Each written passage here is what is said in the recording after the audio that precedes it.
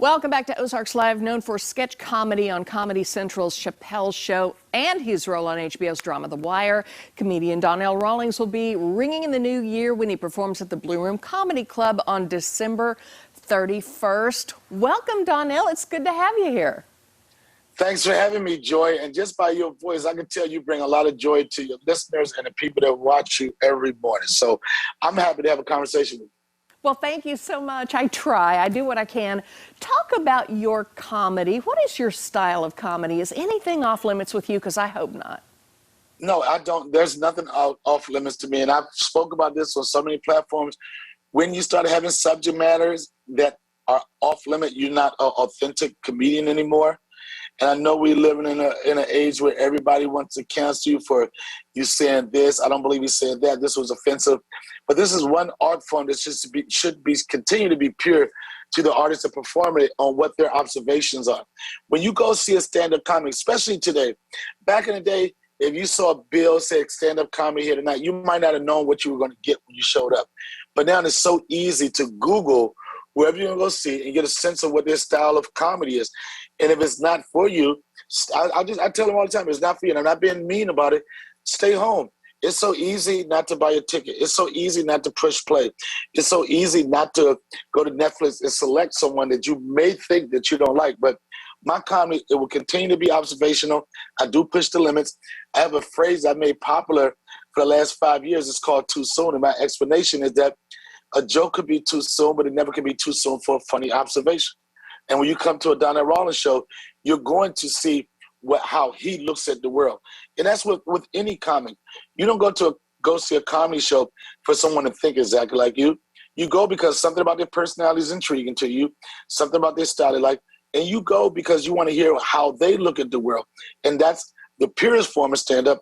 And I don't care what anybody says. I'm not trying to start any controversy or anything, but that's how, especially this field, that's how stand-up comedy should be. You know, I was watching you last night, and from addiction to cell phones to picking up dog poop, you see things that the rest of us see and notice and laugh out loud about too, but you see it in a different way. But you are one of the busiest men in show business. You've done radio, podcasting, drama with HBO's The Wire, sketch comedy. What is your favorite? My favorite, because I'm in control of it, is stand-up comedy.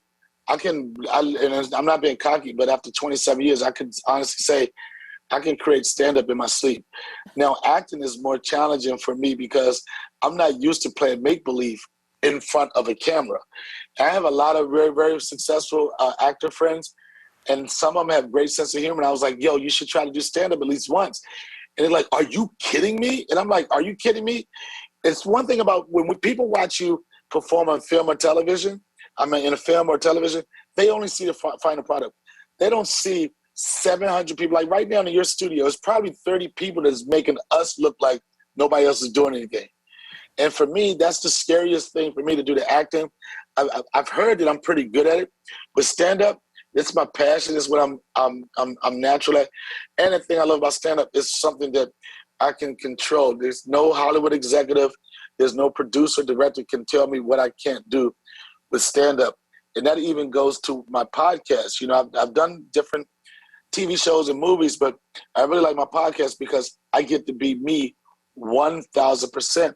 And the bottom line is if you can subscribe or unsubscribe, but if you come to a Donnell Rawlings show, you're going to get authenticity and you're going to get somebody that's funny. And it's going to be somewhat shocking, but it's going to be good. I'm going to add this real quick.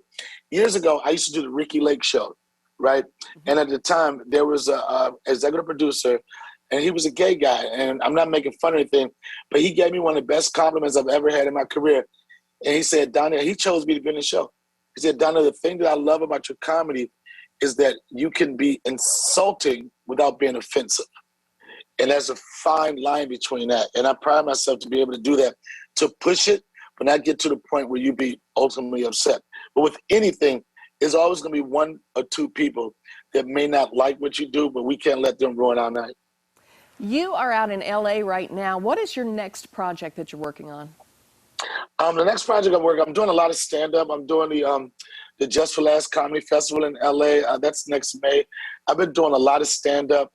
I working on a cooking show, and then there's this streaming platform called Vire, which I just got a job as being a content creator and a VP for Vire Entertainment. It's going to be a new streaming platform, and I'm going to be head of all the comedy content in this network. I'm super excited about that.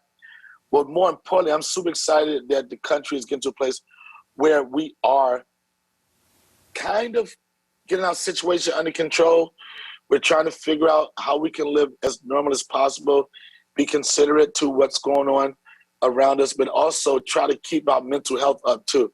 Because as much as we quarantine, as much as we wear those masks, whatever, a lot of people took hits on their mental health, and we're starting to find a balance between being responsible and being able to try to enjoy and have a good quality of life. So I'm excited about being back on the road and doing a lot of acting. I just did a Stars show called BMF, the BMF Family, which is a really popular show on Stars. I was on 20's, BET 20, that's still streaming. And in March, they have a new sports documentary called The Winning Team, and it focuses on the LA Lakers and Magic Johnson back in the Showtime era, which I have a role in. That's coming out in March. But I'm just trying to stay productive and get this podcast going too, the Donnell Rawlings Show. Oh, like I said, the businessman in show business. All right, Donnell Rawlings, December 31st, New Year's Eve at the Blue Room Comedy Club here in Springfield. We can't wait to see you, Donnell. Happy New Year to you. Happy New Year to you, Joy, and enjoy the rest of your day.